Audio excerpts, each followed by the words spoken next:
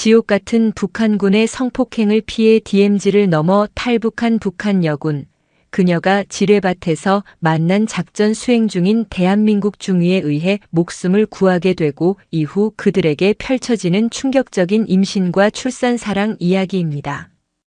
구독과 좋아요를 해주시면 더 좋은 사연으로 보답하겠습니다. 숨이 턱까지 차올랐다. 폐부가 터져버릴 듯한 고통과 함께 비릿한 피맛이 입안에 감돌았다. 강세벽은 이를 악물었다. 여기서 멈추면 죽는다. 아니, 죽음보다 더 끔찍한 속으로 다시 끌려갈 것이다. 그녀의 머릿속에는 오직 그 생각뿐이었다. 강원도 고성 험준하기로 이름난 향로봉의 산줄기가 북에서 남으로 칼날처럼 내리뻗은 곳. 짐승의 울음소리마저 삼켜버리는 짙은 어둠 속을 그녀는 미친 듯이 내달리고 있었다. 군화에 지시겨진 젖은 흙과 나뭇잎이 비명 같은 소리를 냈지만 뒤에서 희미하게 들려오는 군견의 짖음소리에 비하면 아무것도 아니었다. 얼마나 달렸을까? 거친 숨을 몰아쉬며 잠시 나무 등걸에 기댄 그녀의 온몸은 만신창이었다. 인민군 군복은 날카로운 나뭇가지에 갈기갈기 찢겨 있었고 드러난 팔뚝과 허벅지에는 핏자국이 선명했다. 하지만 그 무엇보다 그녀를 고통스럽게 하는 것은 몸의 상처가 아니었다. 영혼에 깊이 새겨진 결코 지워지지 않을 것 같은 능욕의 흔적이었다. 불과 몇 시간 전의 일이 지옥도처럼 눈앞에 어른거렸다. 중대 정치지도원의 서슬 퍼런 욕설, 짐승처럼 번들거리던 중대장의 눈빛, 그리고 술에 취해 이성을 잃은 사내들의 거친 손길. 그것은 처음 있는 일이 아니었다. 아버지가 당 간부라는 이유만으로 군관의 길을 걸었지만 아버지가 숙청된 이후 그녀의 삶은 나락으로 떨어졌다. 그녀는 더 이상 혁명의 전사가 아닌 힘있는 자들의 놀이개일 뿐이었다. 저항은 더 큰 폭력으로 돌아왔고 신고는 조롱과 함께 묵살되었다. 그날 밤 더는 이렇게 살 수 없다는, 아니 이렇게 죽을 수는 없다는 처절한 깨달음이 섬광처럼 그녀의 뇌리를 스쳤다. 모두가 잠든 틈을 타 그녀는 자신의 소총 대신 비상식량과 물통만을 챙겨 막사를 빠져나왔다. 그리고 오직 하나의 목표 남쪽을 향해 달리기 시작했다. 이곳 지형은 그녀 역시 훈련을 통해 익숙했다. 어디에 지뢰가 묻혀 있고 어디가 감시의 사각지대인지 알고 있었다. 하지만 그것은 어디까지나 훈련일 뿐 죽음을 각오하고 철책을 넘는 실전과는 차원이 달랐다. 칠흑 같은 어둠 속에서 그녀는 몇 번이나 발을 헛디뎌 굴러떨어졌고 온몸은 흙과 피로 범벅이 되었다. 마침내 눈앞에 희미한 달빛을 받아 차갑게 빛나는 철책선이 나타났다. 남방안개선. 저것만 넘으면 살 수 있다. 하지만 동시에 가장 위험한 관문이었다. 그녀는 숨을 죽이고 주변을 살폈다. 멀리서 아군의 초소 불빛이 깜빡이는 것이 보였다. 추격조는 아직 거리가 있는 듯 했다. 지금뿐이었다. 그녀는 준비해온 절단기로 철조망의 가장 아랫부분을 끊기 시작했다. 쇠가 끊어지는 소리가 심장을 멎게 할 듯 크게 울리는 것 같았다. 몇 번의 사투 끝에 겨우 몸 하나 빠져나갈 틈이 만들어졌다. 그녀는 짐승처럼 몸을 낮춰 틈 사이로 기어나갔다. 날카로운 철조망 가시가 등을 파고들었지만 고통을 느낄 새도 없었다. 철책을 넘는 순간 그녀는 비로소 자신이 자유의 땅에 발을 디뎠음을 깨달았다. 하지만 안도감은 잠시뿐이었다. 이곳 역시 적진이었다. 남조선 군인들에게 발견되는 순간 자신의 운명이 어떻게 될지는 아무도 몰랐다. 괴뢰군들은 항복한 인민군을 잔인하게 고문하고 죽인다고 귀에 못이 박이도록 들어왔다. 그러나 선택의 여지가 없었다. 돌아갈 곳은 이미 지옥이 되었다. 앞으로 나아가는 길 또한 지옥일지라도 그녀는 나아가야만 했다. 그녀는 다시 몸을 일으켜 남쪽을 향해 비틀거리며 걷기 시작했다. 체력은 이미 바닥났고 과다출혈로 머리가 핑핑 돌았다. 흐려지는 의식 속에서 그녀는 필사적으로 걸었다. 살고 싶다. 짐승이 아닌 사람으로 살고 싶다. 얼마나 걸었을까? 동쪽 하늘이 희미하게 밝아오기 시작했다. 숲의 장막이 거치고 축축한 새벽 공기가 폐부 깊숙이 스며들었다. 바로 그때였다. 새벽의 정적을 깨고 나뭇가지를 밟는 소리와 함께 여러 개의 그림자가 그녀의 앞을 가로막았다. 손들어. 움직이면 쏜다. 얼음처럼 차가운 목소리가 한국말로 그녀의 고막을 때렸다. 새벽은 반사적으로 그 자리에 얼어붙었다. 눈앞에는 위장복을 입고 자신에게 총구를 겨눈 대한민국 군인들이 서 있었다. 그들의 눈빛은 조금의 감정도 담기지 않은 날카로운 강철 그 자체였다. 모든 것이 끝났다고 생각했다. 결국 이렇게 잡혀서 죽는구나. 허탈한 웃음이 터져 나오려던 순간 그녀의 시선이 한 남자에게서 멈췄다.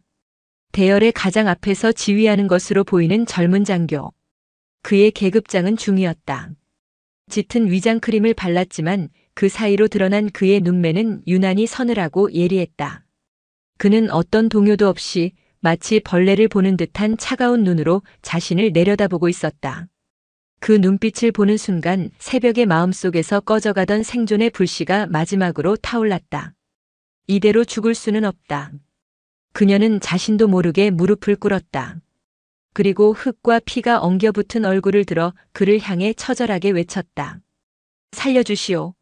제발 살려주시오. 목이 메어 갈라진 소리. 그것은 군인으로서의 자존심도 이념도 모두 내던진 한 인간의 가장 원초적인 생존의 절규였다. 하지만 그녀의 절규에도 불구하고 하진우 중위의 눈빛은 단 1초도 흔들리지 않았다. 그는 오히려 방아쇠에 건 손가락에 더욱 힘을 주는 듯 했다. 짙은 안개가 걷히기 시작한 비무장지대의 새벽, 두 사람의 운명적인 만남은 그렇게 차가운 총구와 뜨거운 절규 사이에서 시작되고 있었다.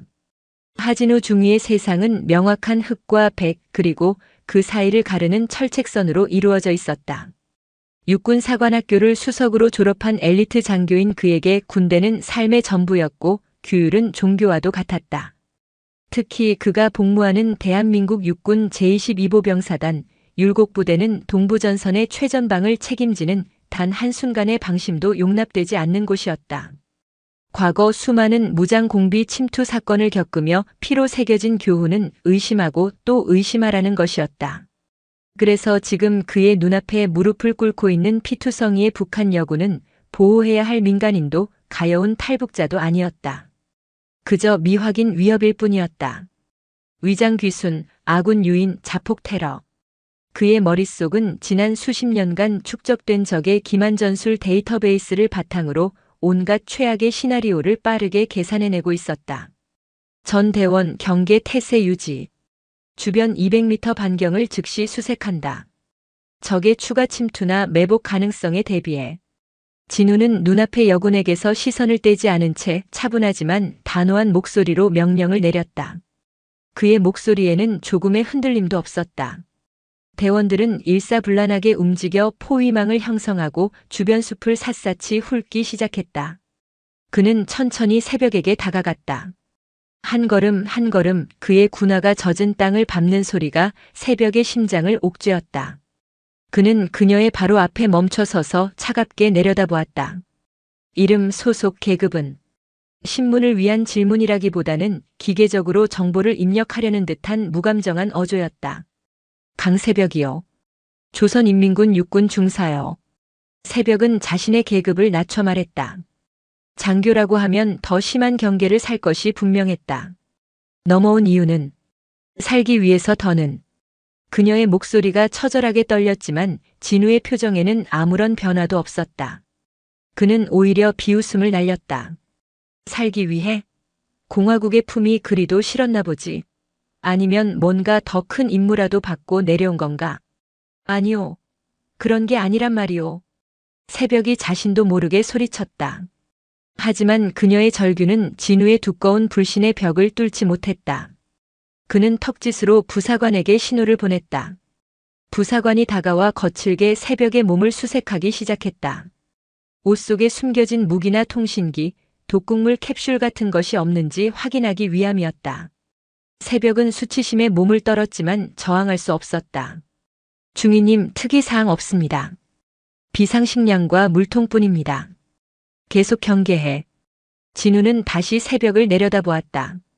그녀의 찢어진 군복 사이로 드러난 멍과 상처들이 눈에 들어왔다. 철책을 넘다 생긴 상처라고 하기에는 부자연스러운 흔적들이었다.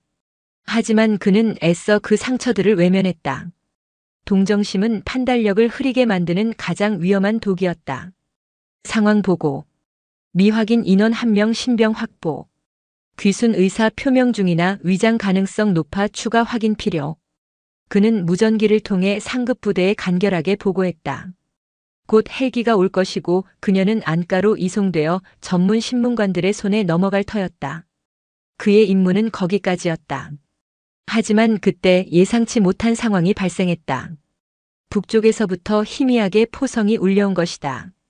정기적인 훈련일 수도 있었지만 시기가 미묘했다. 혹시 그녀의 탈영 사실을 인지한 북한군이 전방 지역의 경계를 강화하며 수색 작전을 벌이는 것일 수도 있었다. 그렇다면 헬기가 이륙하는 순간 적의 대공포에 노출될 위험이 있었다. 젠장. 진우는 낮게 욕설을 뱉었다. 상부에서는 즉시 헬기 출동을 보류하고 날이 완전히 밝아 상황이 명확해질 때까지 현장에서 대기하라는 명령이 떨어졌다. 이 피투성이 여군과 함께 언제 적의 기습이 있을지 모르는 이 위험한 곳에서 기약 없이 기다려야 한다는 뜻이었다. 그는 결단을 내려야 했다. 여기서 대기하는 것은 너무 위험했다. 그는 주변 지도를 머릿속에 빠르게 그렸다. 여기서 남쪽으로 약 1km 떨어진 곳에 과거에 사용되었으나 지금은 폐쇄된 아군 감시 초소지피가 있었다. 외부에는 거의 알려지지 않은 비상 상황 시 임시 대피소로 활용할 수 있는 곳이었다. 계획 변경한다. 저 여자를 데리고 156고지 폐쇄 지피로 이동한다. 이동간에는 절대 입을 열지 못하게 재갈을 물려. 조금이라도 수상한 낌새를 보이면 즉시 사살해도 좋다. 그의 명령은 얼음보다 차가웠다. 대원 중 한 명이 거친 천으로 새벽의 입을 틀어막았다. 새벽은 저항하려 했지만 이미 기력이 다한 그녀의 몸은 종잇장처럼 무력했다. 굴욕과 공포에 눈물이 차올랐지만 그녀는 독하게 눈물을 삼켰다. 이 남조선 장교 앞에서 약한 모습을 보이고 싶지 않았다. 이동하는 내내 진우는 새벽에 바로 뒤에서 총구를 겨눈 채 걸었다. 그녀가 넘어지거나 비틀거릴 때도 그는 결코 손을 내밀어주지 않았다. 그에게 그녀는 여전히 제거해야 할 위험 요소일 뿐 그 이상도 이하도 아니었다. 폐쇄된 지피는 눅눅한 곰팡이 냄새와 먼지로 가득했다. 진우는 새벽을 콘크리트 바닥에 거칠게 앉히고 손목을 등 뒤로 돌려 케이블 타이로 단단히 묶었다. 얌전히 있어. 쓸데없는 짓을 했다간 내 목숨은 보장 못해. 그는 마지막 경고를 남기고 문을 닫았다. 밖에서는 대원들이 삼엄한 경계를 섰다. 차가운 어둠 속에 홀로 남겨진 새벽은 온몸을 부들부들 떨었다. 추위 때문이 아니었다. 북에서의 폭력과 남에서의 냉대. 그녀가 마주한 세상은 어디든 똑같은 지옥처럼 느껴졌다. 과연 자신의 선택이 옳았던 것일까? 희미한 희망을 품고 넘어온 이곳에서 그녀를 기다리는 것은 결국 또 다른 절망뿐인 걸까?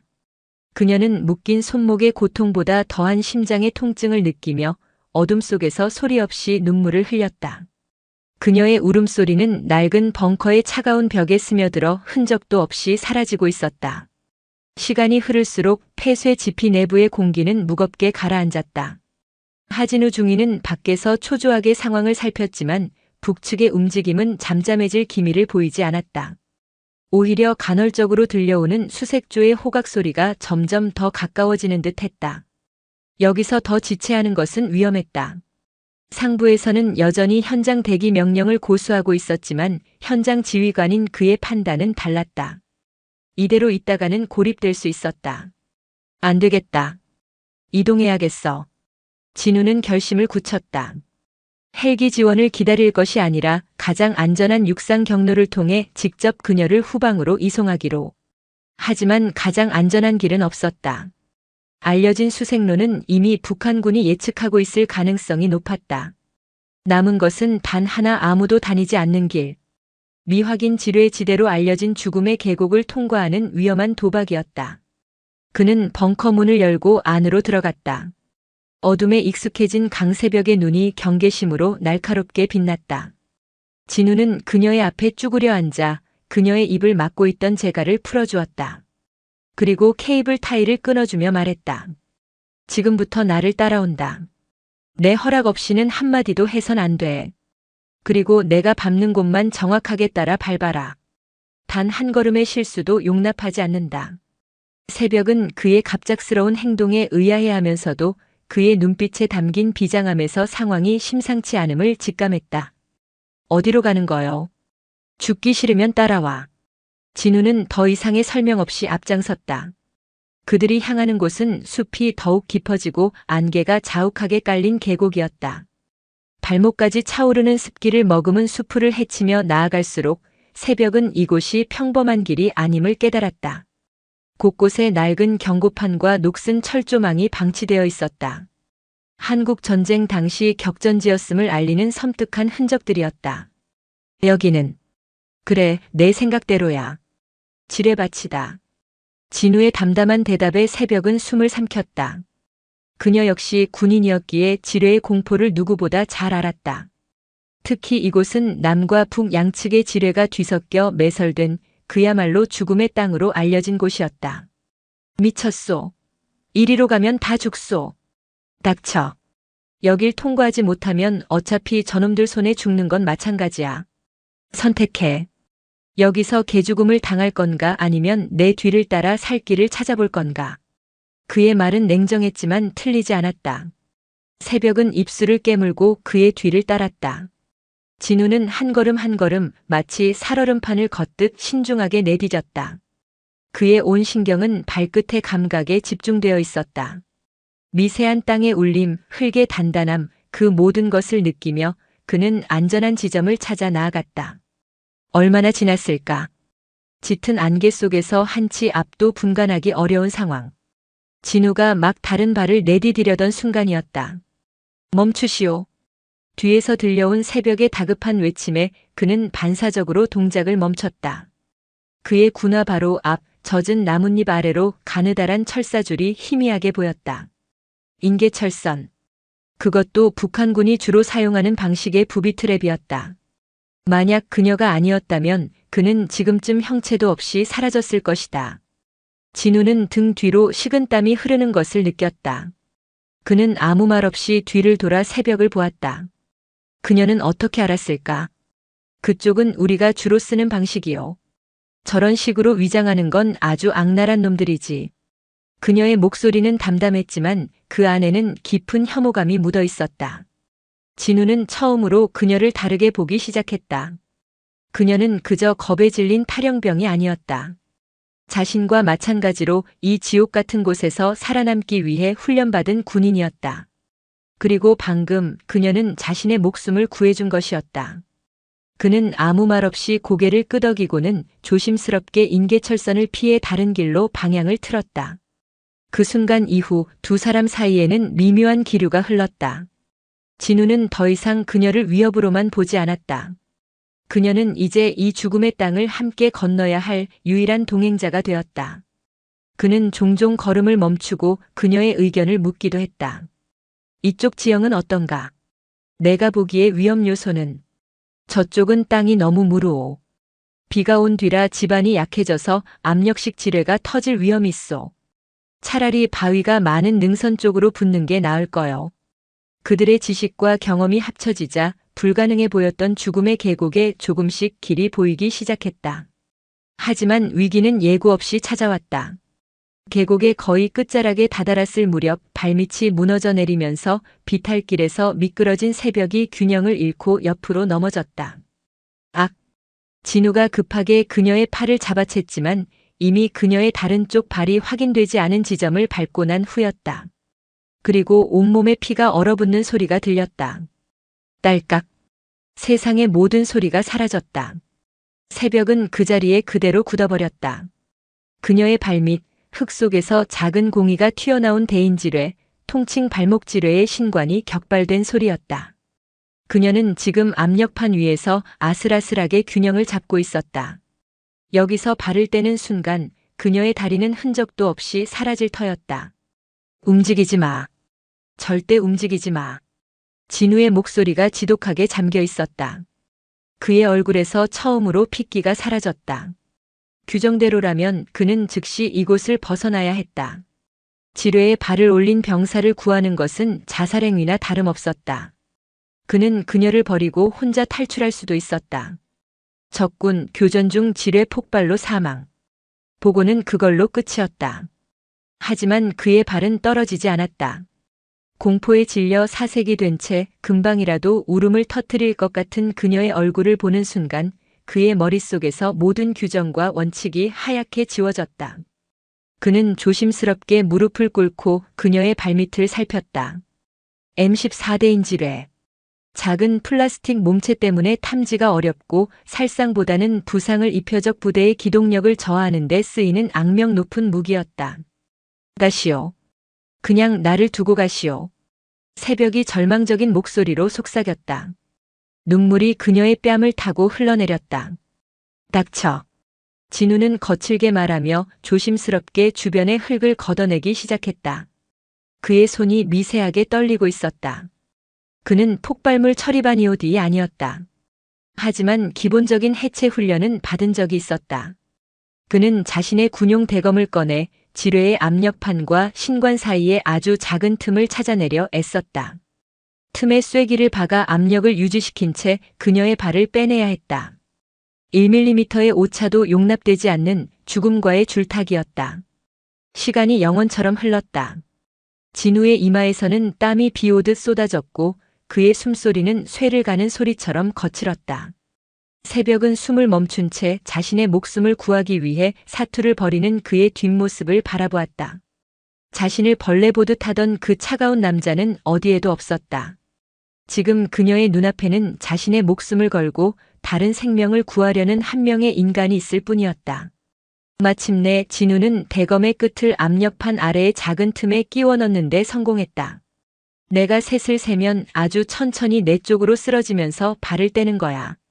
할 수 있겠어? 새벽은 말없이 고개를 끄덕였다. 그녀는 그의 눈을 똑바로 바라보았다. 그 눈에는 더 이상 경계나 의심이 아닌 처절한 신뢰가 담겨 있었다. 하나 둘 셋. 새벽은 그의 말대로 온몸에 힘을 빼고 그의 품으로 쓰러지듯 발을 떼었다. 진우는 그녀를 끌어안고 뒤로 굴렀다. 몇 초 같은 시간이 흐른 후 아무 일도 일어나지 않았다. 기적적으로 지뢰는 터지지 않았다. 두 사람은 흙바닥에 뒤엉킨 채 거친 숨을 몰아쉬었다. 살아남았다는 안도감과 온몸을 짓누르는 탈진. 진우는 한참 동안 새벽을 품에 안은 채 움직이지 못했다. 그녀의 떨림이, 그녀의 심장 박동이, 그녀의 눈물이 그의 군복을 적시며 고스란히 전해져 왔다. 차갑게 얼어붙어 있던 그의 경계심은 지뢰밭의 진실 앞에서 그렇게 흔적도 없이 녹아내리고 있었다. 그는 조용히 그녀의 등을 토닥였다. 그것은 그가 그녀에게 건넨 첫 번째 위로였다. 지뢰의 압력판에서 발을 떼고 하진우의 품에 쓰러진 순간 강새벽의 세상은 잠시 소리를 잃었다. 폭음도 고통도 없었다. 오직 자신을 단단히 끌어안은 남자의 거친 숨소리와 심장의 북소리, 그리고 축축한 흙냄새만이 그녀의 모든 감각을 지배했다. 몇 초가 흘렀을까, 아니 몇 분이 흘렀을까. 살아있다는 아득한 현실감이 밀려오자 그녀는 참아왔던 숨을 가쁜 흐느낌과 함께 터뜨렸다. 온몸에 힘이 풀려버린 그녀는 진우의 군복을 부여잡고 어린아이처럼 울었다. 그 눈물은 공포와 안도감뿐만 아니라 태어나서 처음으로 느껴보는 낯선 감정의 응어리였다. 누군가 자신의 목숨을 위해 자신의 목숨을 걸었다. 짐승 취급만 받던 그녀의 삶에 처음으로 던져진 이해할 수 없는 구원이었다. 하진우 역시 한동안 그녀를 아는 채 움직이지 못했다. 그의 심장도 미친 듯이 날뛰고 있었다. 방금 전까지 자신의 손끝에서 터져나갈 뻔했던 죽음의 무게가 온몸을 짓눌렀다. 그의 품에서 가늘게 떨고 있는 이 여인의 온기가 아니었다면 어쩌면 그는 지금쯤 차가운 파편이 되어 이 계곡에 흩뿌려졌을지도 모른다. 그는 규율을 어겼고 군인으로서의 본분을 망각했다. 하지만 후회는 없었다. 대신 지금까지 느껴보지 못했던 강렬한 책임감이 그의 심장을 채웠다. 그는 이 여자를 살려야만 했다. 그것은 이제 임무가 아닌 거부할 수 없는 본능이 되어버렸다. 그들은 한참 만에야 서로에게서 몸을 뗐다. 어색한 침묵이 흘렀다. 진우는 아무 말 없이 그녀의 팔을 잡아 일으켜 세웠다. 그의 손길은 이전과 달리 조심스러웠고 그 안에는 미세한 온기가 담겨 있었다. 다친 곳은? 괜찮소. 짧은 대화였지만 그들 사이에 보이지 않는 벽은 이미 허물어져 있었다. 다시 폐쇄 지피로 돌아오는 길은 갈 때와는 전혀 다른 풍경이었다. 진우는 더 이상 그녀의 뒤에서 총구를 겨누지 않았다.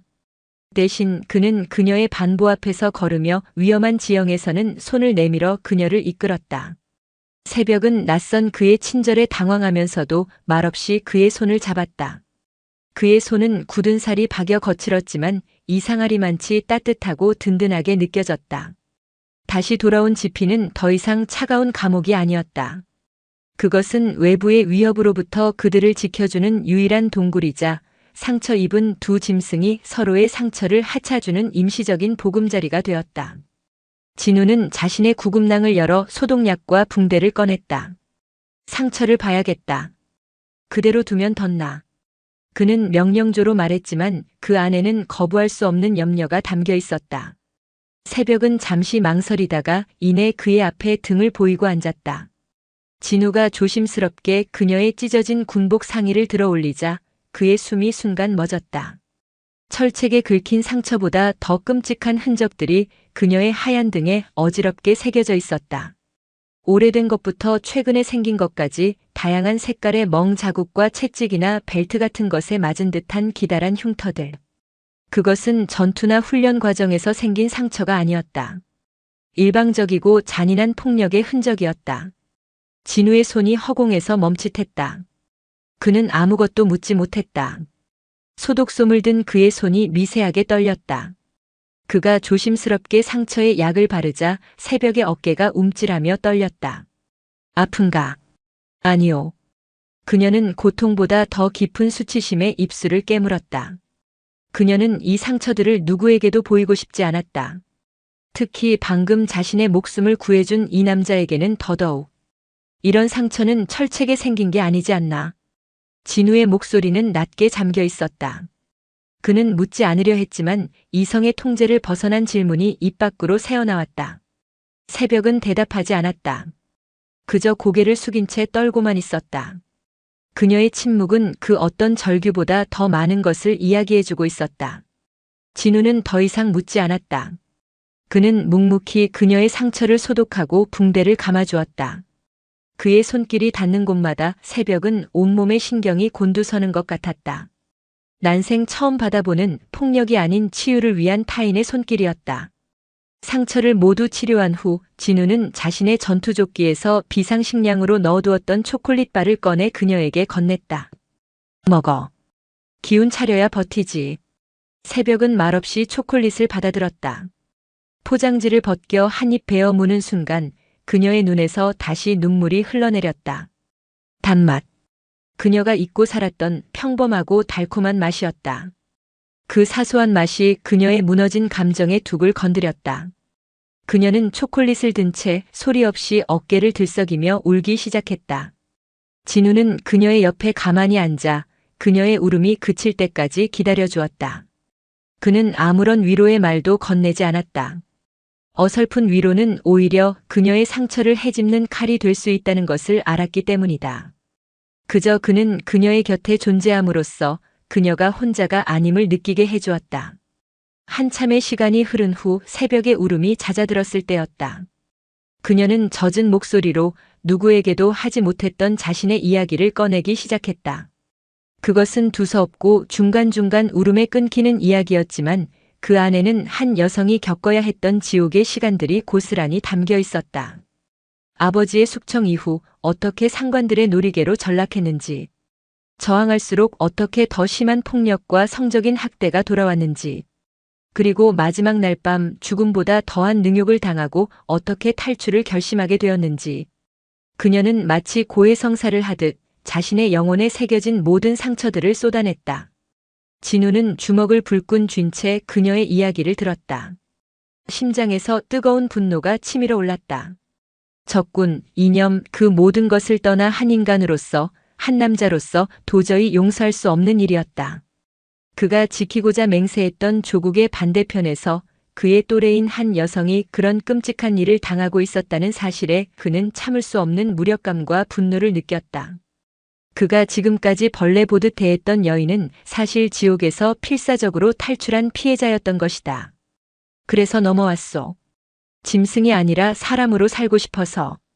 그녀의 마지막 말은 진우의 심장에 비수처럼 박혔다. 그는 비로소 깨달았다. 자신이 지금 보호해야 하는 것은 단순한 귀순자가 아니라 짓밟힌 한 인간의 존엄성이라는 것을. 그의 마음속에서 차갑게 얼어붙어 있던 군인으로서의 규율과 인간으로서의 양심이 격렬하게 충돌하기 시작했다. 규정대로라면 그녀를 상부에 인계하고 그녀는 곧바로 정보기관의 차가운 신문실로 끌려갈 터였다. 그곳에서 그녀는 자신의 상처를 몇 번이고 다시 헤집어내며 정보로서의 가치를 증명해야 할 것이다.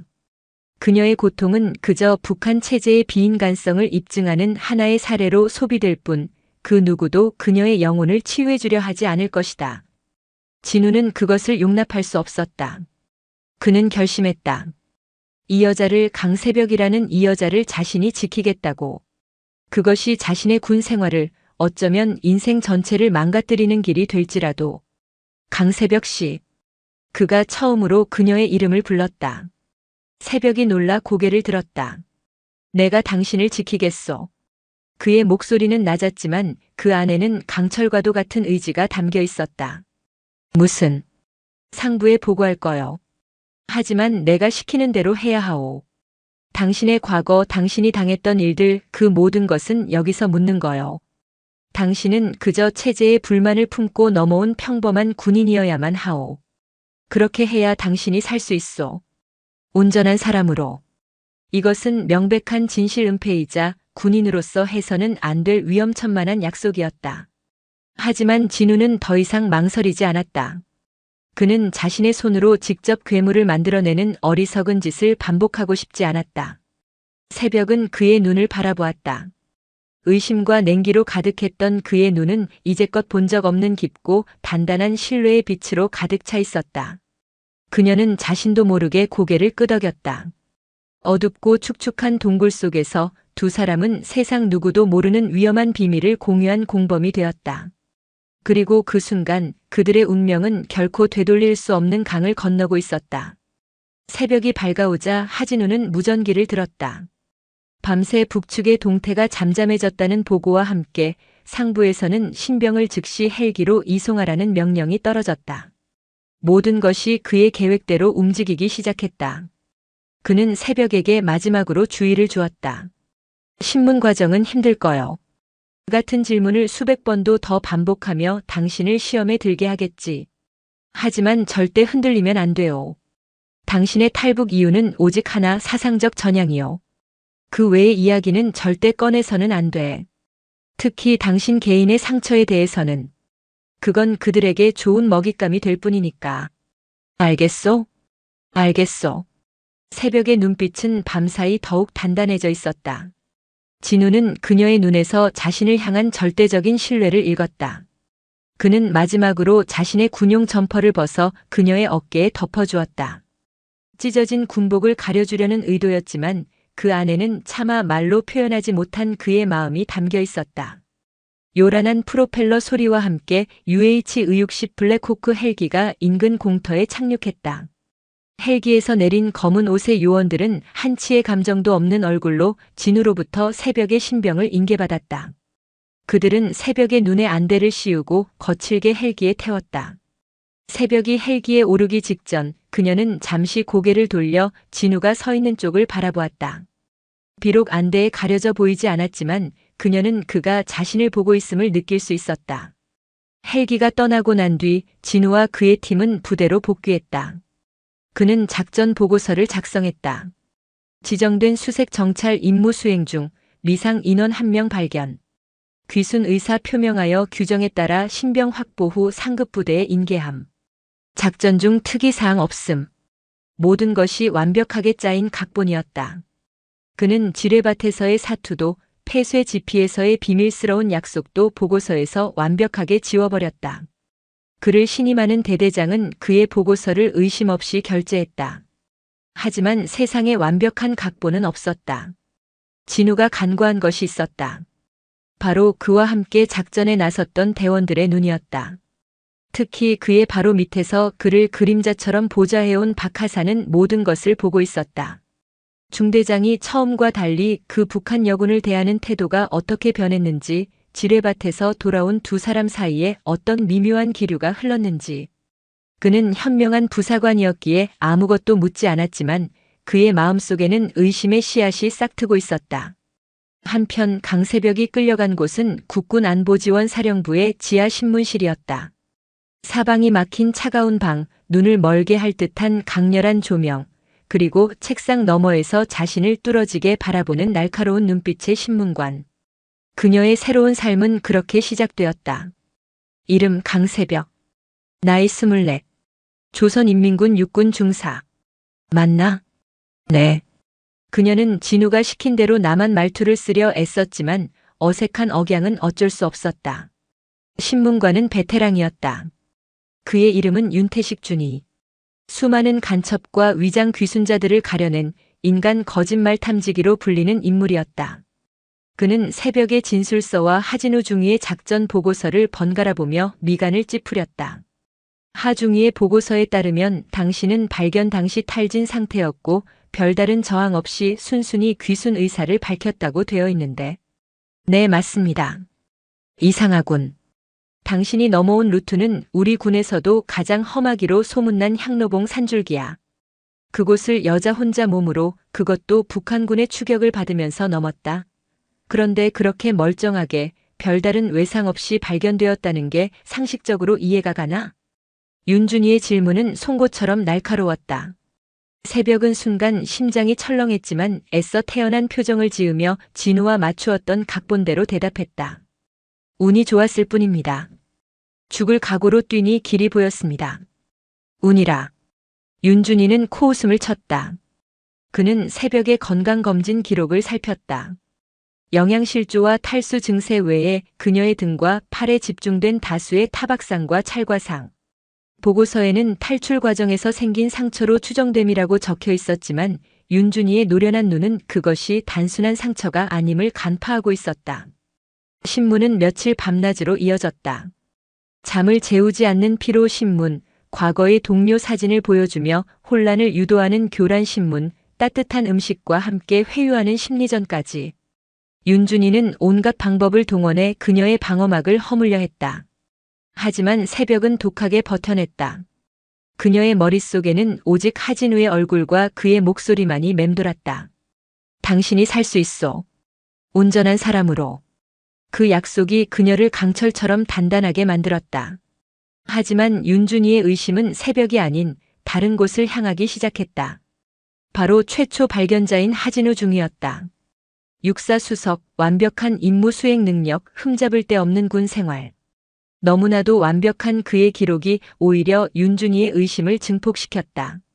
그는 하중위의 작전 보고서에서 아주 미세한 균열을 발견했다. 보고된 작전 종료 시간과 실제 위성 항법 장치에 기록된 부대 복귀 시간 사이에 설명되지 않는 1시간의 공백. 그것은 바로 그들이 지뢰밭과 폐쇄 지피에서 보낸 시간이었다. 윤준이는 비밀리에 하진우 중위에 대한 내사에 착수했다. 그는 작전에 참여했던 분대원들을 개별적으로 호출해 참고인 조사를 벌였다. 대부분의 분대원들은 진우가 교육한 대로 진술했지만 박 하사의 증언에서 미세한 틈이 발견되었다. 중대장님께서 처음과는 조금 달라 보이셨습니다. 처음에는 무척 경계하셨는데 나중에는 오히려 그 여성을 보호하려는 것처럼 보였습니다. 박 하사는 진실을 말하지는 않았지만 자신의 상관에 대한 걱정과 의심을 완전히 숨기지는 못했다. 윤준이는 그 작은 균열을 놓치지 않았다. 그는 하진우와 강세벽 사이에 보고되지 않은 무언가가 있었음을 확신했다. 그리고 그의 집요한 조사는 마침내 결정적인 증거를 찾아냈다. 폐쇄 지피 주변을 정밀 수색하던 조사팀이 누군가 최근에 사용한 듯한 낡은 붕대 조각과 초콜릿 포장지를 발견한 것이다. 그것은 대한민국군 보급품이었다. 윤준이의 입가에 서늘한 미소가 번졌다. 완벽해 보였던 각본에 구멍이 뚫린 순간이었다. 그는 하진우 중위를 정식으로 소환하기로 결정했다. 보이지 않는 눈이 마침내 그들의 비밀을 포착하고 거대한 수사망이 두 사람을 향해 서서히 그리고 확실하게 조여오고 있었다. 하진우는 부대 생활이 이전과 달라졌음을 피부로 느끼고 있었다. 동료들의 미묘한 시선, 상급 부대에서 내려오는 불필요해 보이는 서류 요청들, 그리고 무엇보다 자신을 그림자처럼 따르던 박하사와의 어색해진 거리감. 그는 수사망이 좁혀오고 있음을 직감했다. 하지만 그는 초조해하지 않았다. 언젠가는 올 일이라고 각오하고 있었다. 그의 유일한 걱정은 오직 강세벽이었다. 그녀는 과연 잘 버텨내고 있을까? 그 차가운 신문실에서 홀로 모든 것을 감당하고 있을 그녀를 생각하면 심장이 조여드는 것 같았다. 그러던 어느 날 저녁 대대장이 그를 조용히 집무실로 불렀다. 대대장은 착잡한 표정으로 서류 한 장을 내밀었다. 안보지원사령부에서 온 공식 소환장이었다. 참고인 조사라고 적혀 있었지만 사실상의 피의자 소환이라는 것을 모를 리 없었다. 하중이. 무슨 일이 있었는지 모르겠지만 가서 사실대로만 이야기하게. 자네는 우리 부대의 자랑이야. 나는 자네를 믿네. 대대장의 신뢰 어린 말이 오히려 그의 가슴을 무겁게 짓눌렀다. 그는 모든 것을 혼자 짊어지고 가기로 다시 한번 결심했다. 소환 조사를 하루 앞둔 날 밤 부대 전체에 외출 금지령이 내려질 만큼 거센 폭우가 쏟아졌다. 진우는 잠을 이룰 수 없었다. 내일이면 모든 것이 끝날지도 모른다. 그는 어쩌면 다시는 새벽을 보지 못할 수도 있었다. 이대로 그녀의 생사조차 모른 채 모든 것을 끝낼 수는 없었다. 그는 자신의 인생에서 가장 위험하고 무모한 결심을 했다. 그녀를 만나야겠다.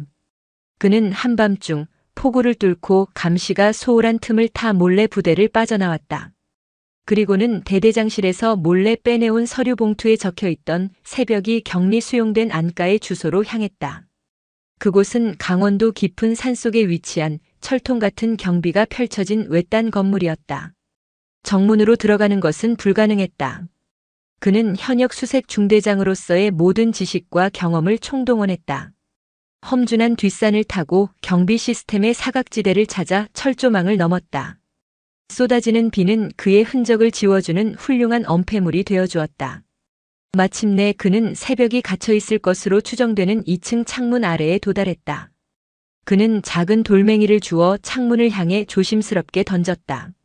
안에서 희미한 인기척이 느껴졌다. 그는 다시 한번 돌을 던졌다. 잠시 후 창문이 아주 조금 열리고 경계심 가득한 새벽의 얼굴이 나타났다. 그녀는 빗속에 서 있는 진우의 모습을 발견하고는 경악을 금치 못했다. 중위님, 여길 어떻게? 쉬, 조용히 해. 그는 빗물바지 파이프를 타고 능숙하게 2층 창문으로 올라왔다. 좁은 창문을 넘어 방 안으로 들어온 그의 온몸은 흠뻑 젖어 있었다. 며칠 만에 마주한 두 사람은 한동안 아무 말도 하지 못했다. 그저 서로의 모습을 수척해진 얼굴과 불안에 떠는 눈빛을 바라볼 뿐이었다. 내일 내가 조사를 받으러 가오. 진우가 먼저 침묵을 깼다. 새벽의 얼굴이 하얗게 질렸다. 그럼. 그래. 모든 게 발각될 수도 있어. 그래서 마지막으로 당신을 보러 왔소. 강새벽 씨, 내 말 잘 들으시오.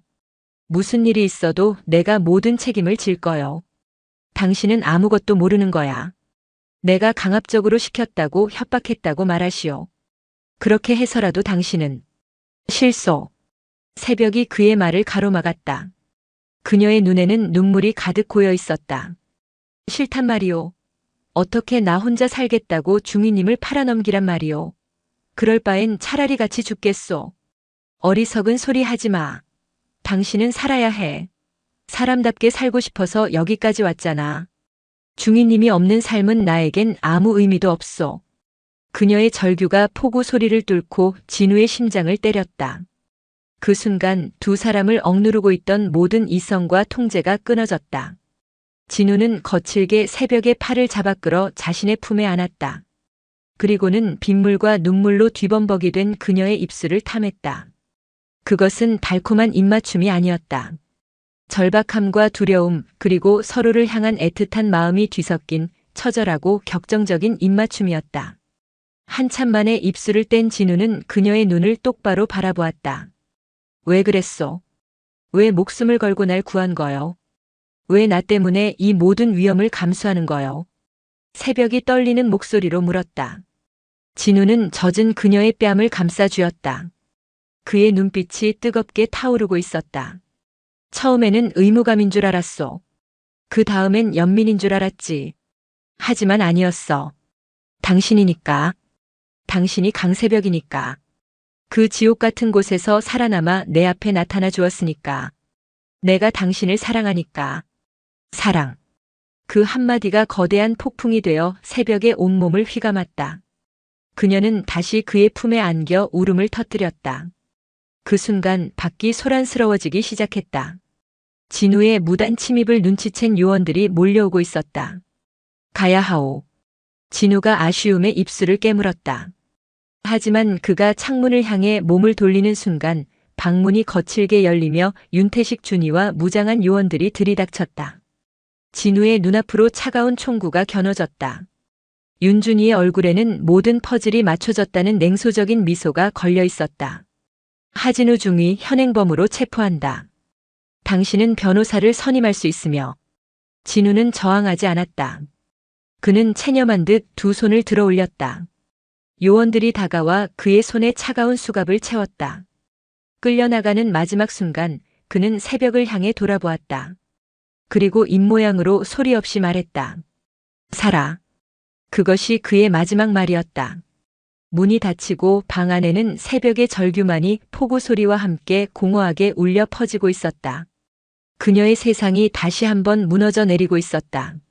하진우의 세상은 한순간에 좁고 어두운 상자로 변했다. 차가운 수갑이 그의 손목을 조여오는 감각, 복도를 울리는 요원들의 무감정한 군화 소리, 그리고 등 뒤에서 절규하며 무너지는 강새벽의 모습. 그 모든 것이 비현실적인 슬로우 모션처럼 그의 뇌리에 박혔다. 그는 안보지원사령부의 가장 깊숙한 곳, 빛 한 줌 들어오지 않는 지하 조사실로 끌려갔다.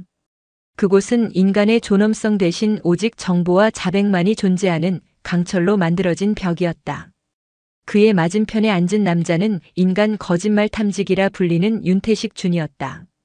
그는 서류를 넘기는 소리 외에는 어떤 소음도 허용하지 않는 듯한 냉랭한 공기를 풍겼다. 그의 눈은 마치 메스와 같아서 진우의 가장 약한 부분을 정확히 찾아내 해집을 준비가 되어 있었다. 하진우 중위. 육사 수석 졸업, 전술평가 만점, 동기생들 사이에서는 강철의 진우라 불렸더군. 그런 자네가 어쩌다 이런 하찮은 여자의 하나 때문에 모든 것을 내던졌을까. 도무지 이해가 가질 않아. 윤준이의 목소리는 조용했지만 그 안에는 날카로운 경멸이 담겨 있었다. 그는 하찮은 여자애라는 단어에 힘을 주어 말했다. 진우의 이성을 자극해 감정적인 허점을 드러내게 하려는 노련한 신문 기술이었다. 개인적인 감정으로 국무를 이탈한 점 인정합니다. 모든 책임은 저에게 있습니다. 진우는 훈련받은 대로 감정을 배제한 채 사실만을 인정했다. 그의 마음속에는 오직 하나의 목표만 있었다. 이 모든 것을 자신의 단독 범행으로 만들어 강새벽을 보호하는 것. 그녀는 그저 자신의 강압에 못 이긴 피해자여야만 했다. 개인적인 감정? 그걸 사랑이라고 부르나? 아니면 연민? 그것도 아니면 북에서 특수훈련을 받고 내려온 공작원의 치밀한 유혹에 노란한 어리석음인가? 윤준이는 책상 위로 사진 몇 장을 던졌다. 진우가 폐쇄 지피에서 새벽의 상처를 치료해주던 모습, 그녀에게 점퍼를 덮어주던 모습. 누군가 멀리서 그들을 계속 감시하고 있었던 것이다.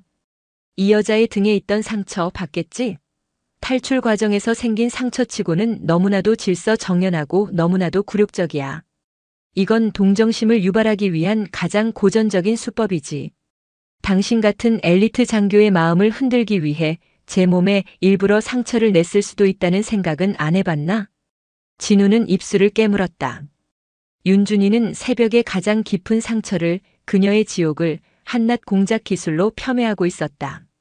분노가 치밀어 올랐지만 그는 표정을 바꾸지 않았다.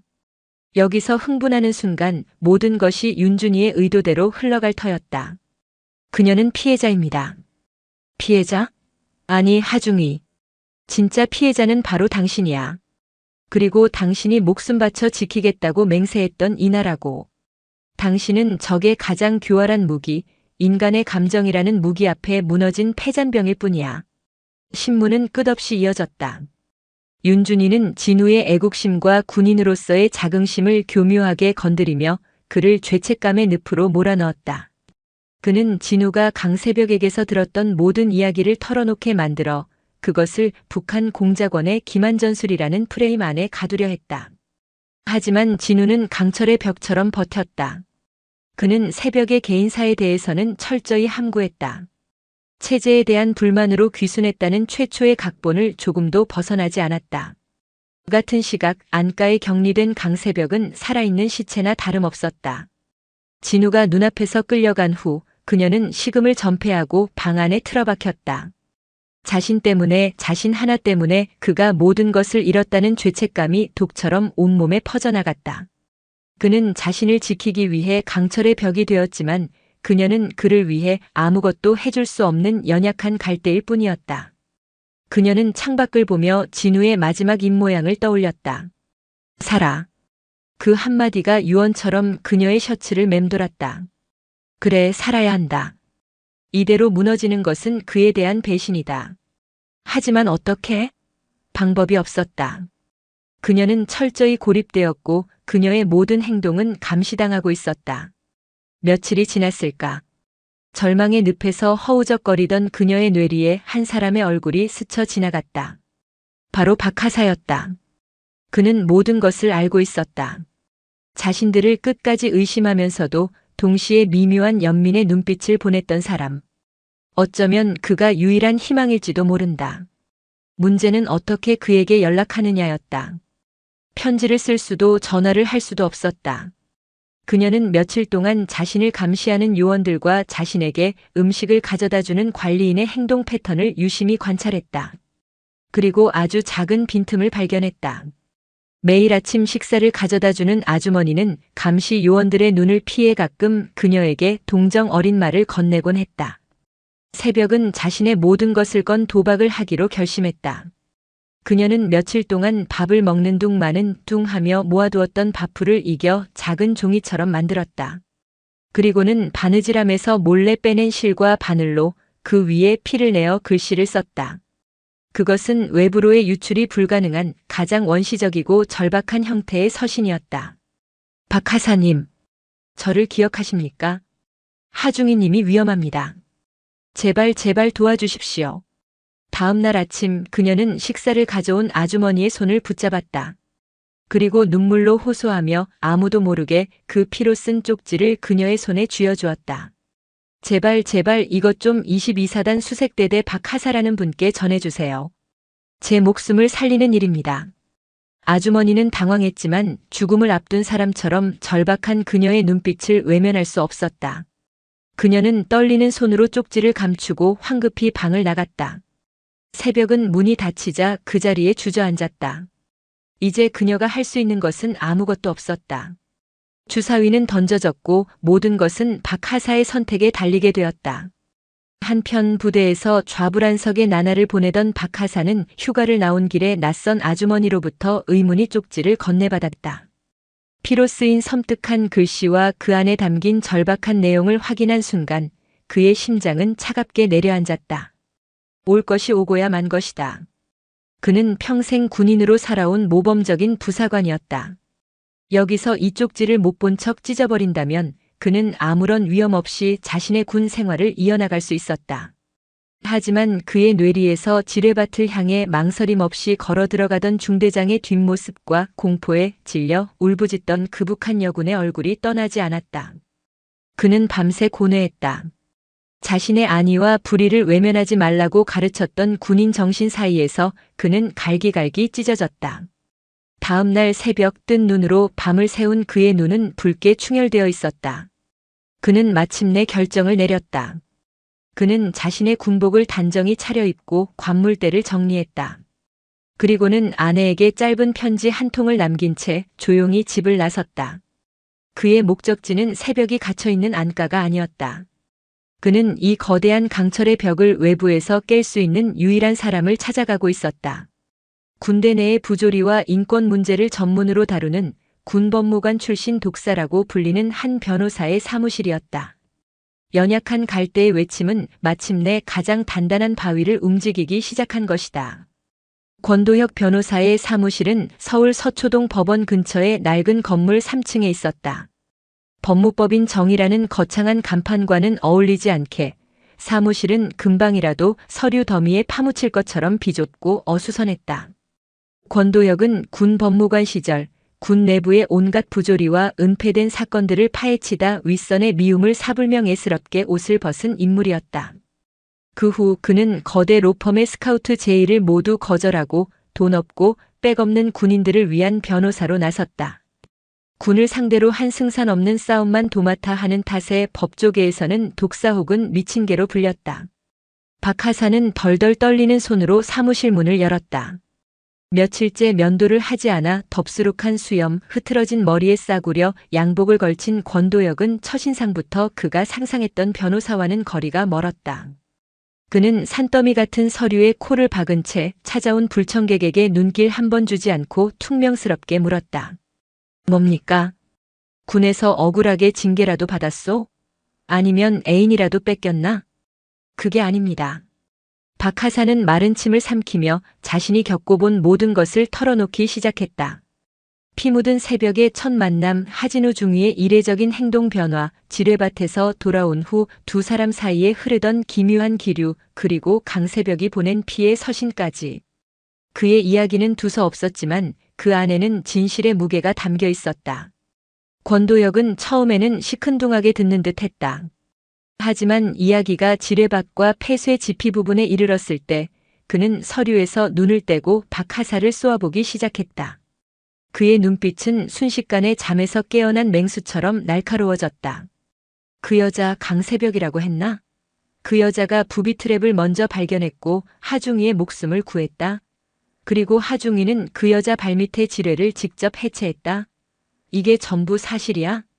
네, 그렇습니다. 제가 직접 목격하지는 못했지만 작전 후 복귀한 중대장님과 대원들의 상태를 봤을 때 분명 보통 일이 아니었습니다. 권도혁은 자리에서 벌떡 일어났다.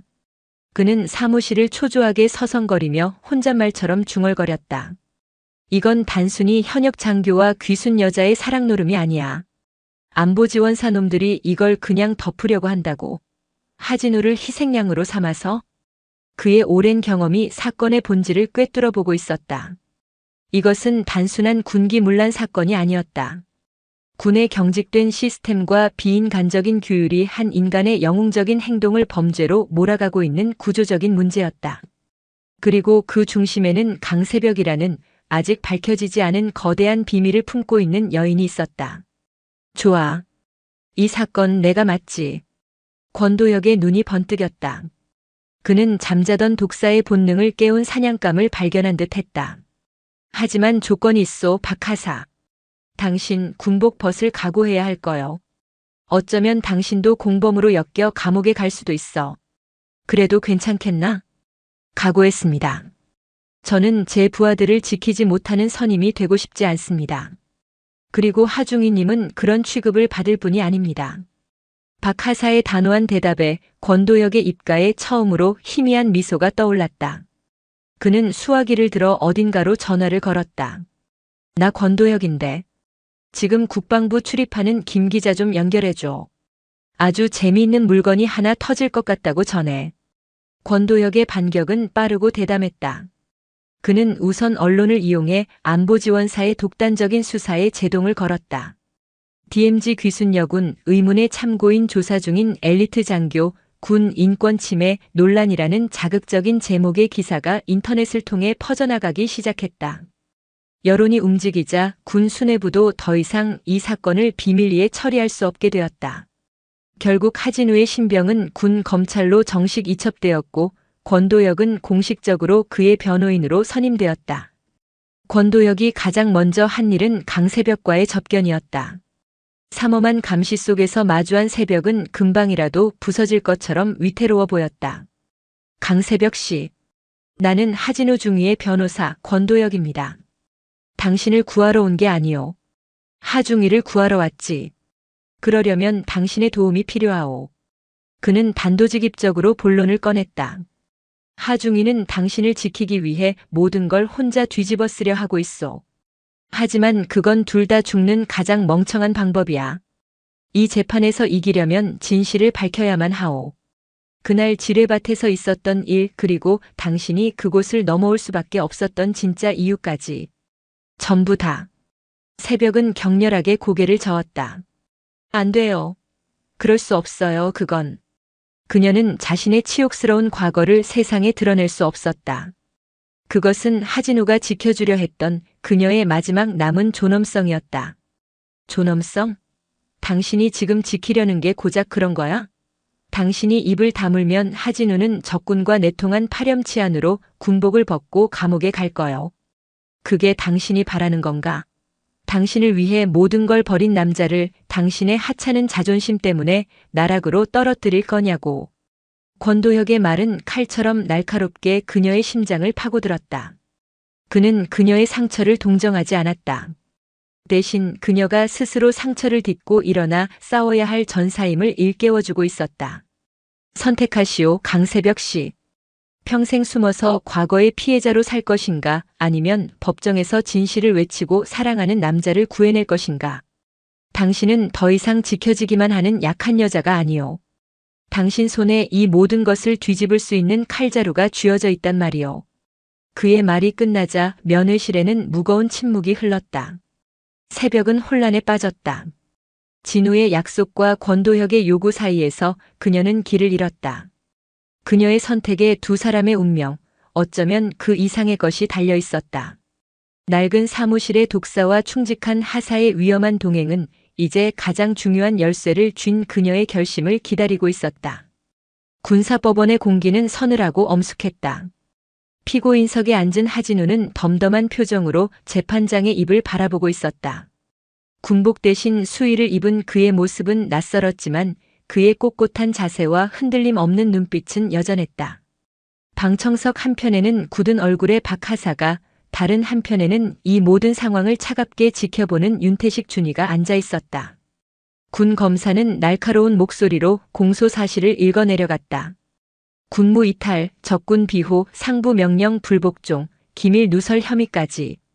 검사는 하진우를 개인적인 감정에 눈이 멀어 국가 안보를 위협한 파렴치한으로 몰아붙였다. 그가 제시하는 증거들은 명백했다. 짜여진 각본의 작전 보고서, 설명되지 않는 1시간의 공백, 그리고 새벽의 방에서 현행범으로 체포되던 순간의 사진까지. 모든 것이 그에게 불리했다. 진우는 모든 혐의에 대해 묵묵히 인정했다. 권도혁 변호사는 그의 옆에서 애가 타는 표정으로 입술을 깨물었다. 이제 모든 것은 증인으로 출석할 강새벽의 입에 달려 있었다. 그녀가 과연 어떤 선택을 할 것인가. 마침내 증인석의 문이 열리고 강새벽이 모습을 드러냈다. 그녀는 수용복이 아닌 권도혁이 미리 준비해준 단정한 흰색 블라우스와 검은색 치마 차림이었다. 며칠 사이 더욱 수척해진 얼굴이었지만 그녀의 눈빛은 이전과 달랐다. 두려움에 떨던 갈대의 눈빛이 아닌 무언가를 결심한 사람의 단단하고 고요한 눈빛이었다. 그녀는 피고인석의 진우와 잠시 시선을 마주쳤다. 진우의 눈이 절박하게 흔들렸다. 제발 말하지 마. 그의 눈이 그렇게 외치고 있었다.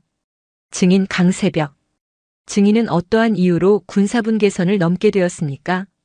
권도혁의 질문에 새벽은 마이크를 잡고 잠시 숨을 골랐다. 법정의 모든 시선이 그녀에게 쏠렸다. 저는 사람으로 살고 싶어서 넘어왔습니다. 그녀의 목소리는 작았지만 법정 안을 울릴 만큼 단단했다. 사람으로 살고 싶었다는 것의 구체적인 의미는 무엇입니까? 북한 체제에 대한 불만이었습니까? 검사가 비웃음 섞인 목소리로 끼어들었다. 아닙니다. 새벽은 고개를 저었다. 그리고는 눈을 감았다. 그녀의 뇌리에 지옥 같았던 순간들이 스쳐 지나갔다. 그리고 자신을 위해 모든 것을 버린 한 남자의 얼굴이 떠올랐다. 그녀는 다시 눈을 떴다. 그녀의 눈에는 더 이상 망설임이 없었다. 저는 제가 속했던 부대에서 오랫동안 상관들에게 상습적인 구타와 성폭행을 당했습니다. 그녀의 폭탄 같은 고백에 법정은 순간 물을 끼얹은 듯 조용해졌다. 방청석이 술렁이기 시작했고 재판관들의 표정도 굳어졌다. 피고인석에 앉은 진우는 절망적인 표정으로 눈을 감았다. 거짓말입니다. 저 여자는 지금 동정심을 얻기 위해 연극을 하고 있습니다. 군 검사가 격렬하게 반발했다. 하지만 새벽은 흔들리지 않고 자신의 이야기를 이어갔다. 그녀는 끔찍했던 폭력의 순간들을, 아무도 들어주지 않았던 자신의 절규를, 그리고 마지막 탈출의 밤에 겪어야 했던 능욕을 담담하지만 구체적으로 증언했다. 그녀의 증언은 너무나도 생생하고 처절해서 듣는 이들의 숨을 멎게 할 정도였다. 그녀의 목소리는 떨렸지만 그 안에는 진실만이 가질 수 있는 강력한 힘이 있었다. 하진우 중위님은 저를 처음 발견했을 때 저를 믿지 않았습니다. 저를 적으로 대했고 규정대로 저를 대했습니다. 하지만 그는 제 상처를 보았습니다. 제가 차마 말하지 못했던 제 영혼의 상처까지 그는 보아주었습니다. 그녀의 시선이 진우에게로 향했다. 그녀의 눈에서 눈물이 흘러내렸다. 지뢰밭에서 그는 자신의 목숨을 걸고 저를 구해주었습니다.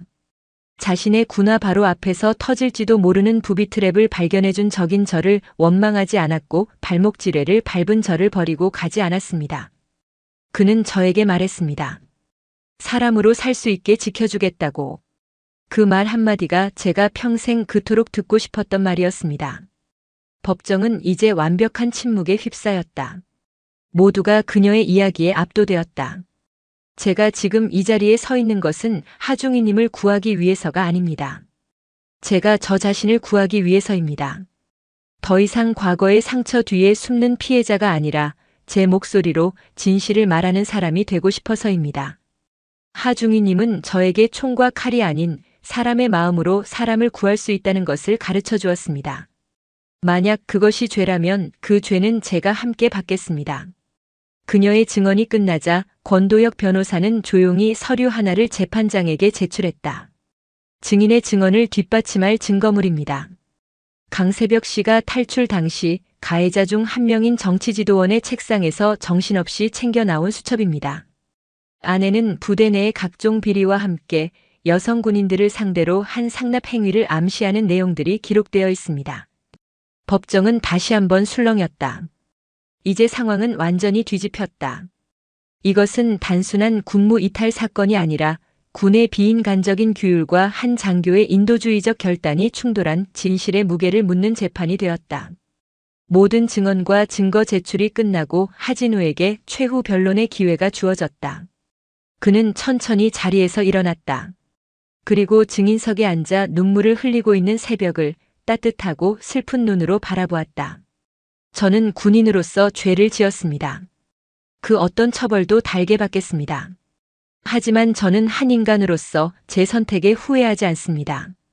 그는 재판관들을 향해 고개를 돌렸다. 우리가 지켜야 할 최전방의 경계선은 지도 위에 그어진 선만이 아니라고 생각합니다. 인간의 존엄성이라는 결코 무너져서는 안 될 마지막 경계선입니다. 저는 그 경계선 앞에서 제 양심에 따라 행동했을 뿐입니다. 그의 최후 변론이 끝나고 재판장은 길고 긴 침묵 끝에 판결 선고를 위해 휴정을 선언했다. 진우는 교도관들에게 이끌려 법정을 빠져나갔다. 그는 나가는 마지막 순간까지 새벽에게서 눈을 떼지 않았다. 그들의 시선이 허공에서 마주쳤다. 그 눈빛 속에는 미안함과 고마움, 안타까움과 사랑, 세상의 모든 감정이 담겨 있었다. 폭풍은 지나갔다. 이제 남은 것은 이 모든 진실의 무게를 짊어진 재판부의 마지막 선택뿐이었다. 법정의 시간은 멈춘 듯 했다. 강세벽의 처절한 증언과 하진우의 마지막 변론이 남긴 무거운 여운이 공기 중에 가라앉아 모두의 숨을 짓눌렀다. 재판장의 침묵은 영원처럼 길게 느껴졌다. 그는 판결문을 든 채 피고인석의 젊은 장교와 증인석의 상처 입은 여인을 번갈아 바라보았다.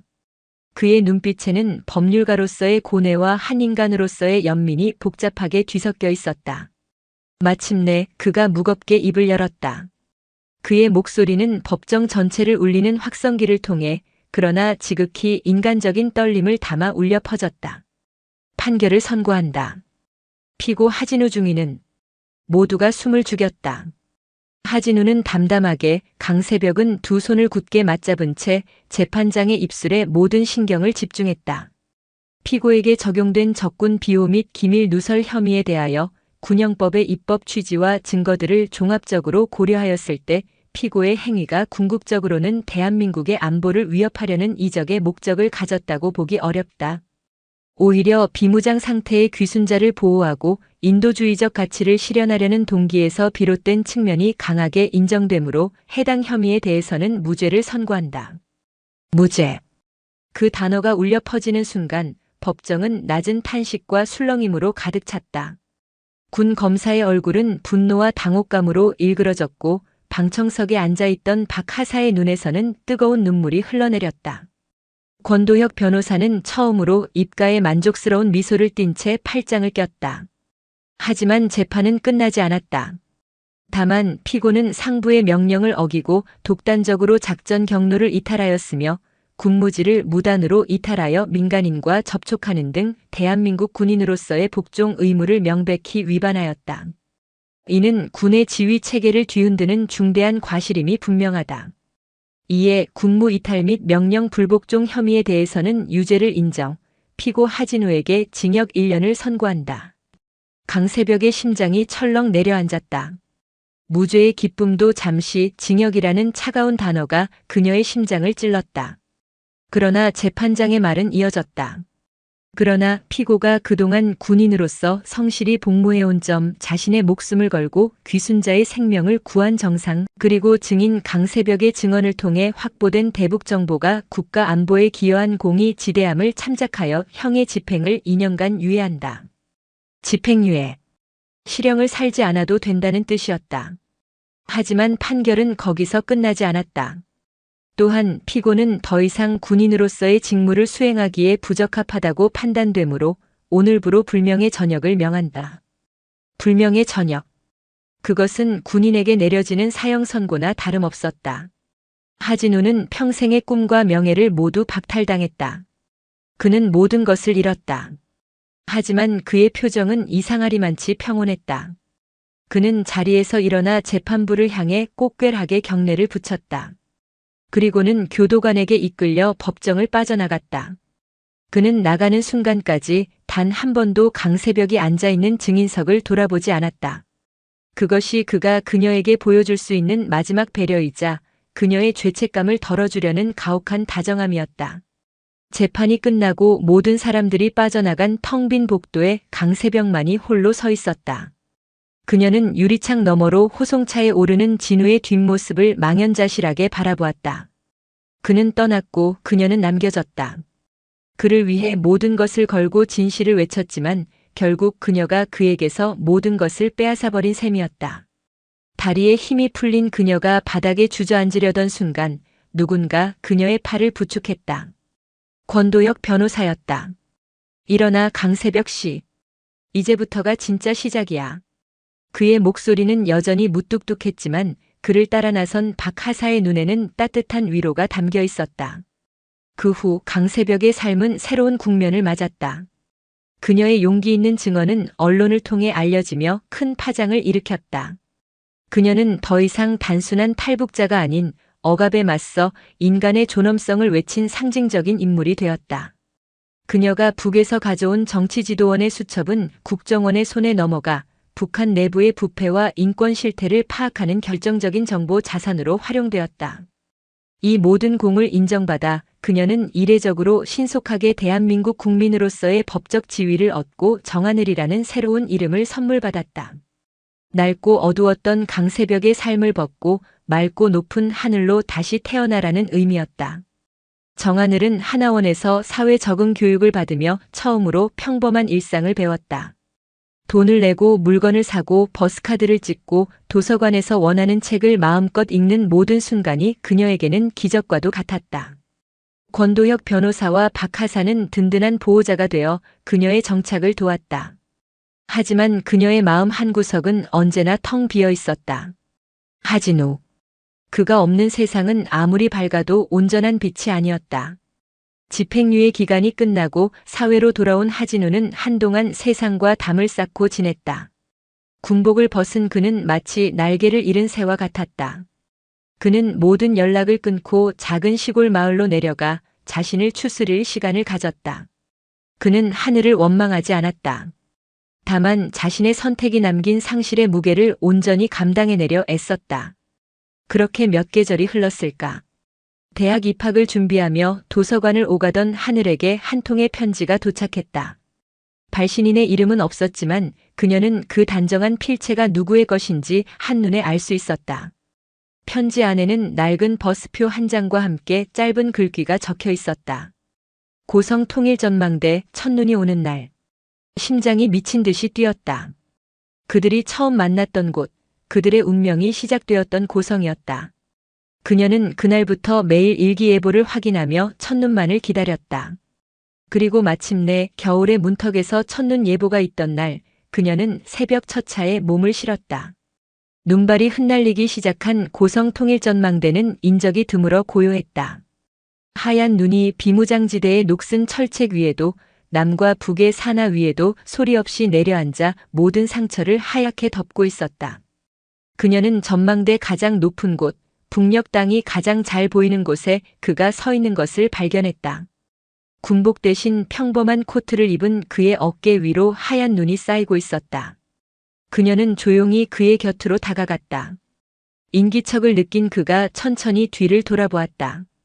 몇 년의 세월이 흘렀지만 그의 눈빛은 여전했다.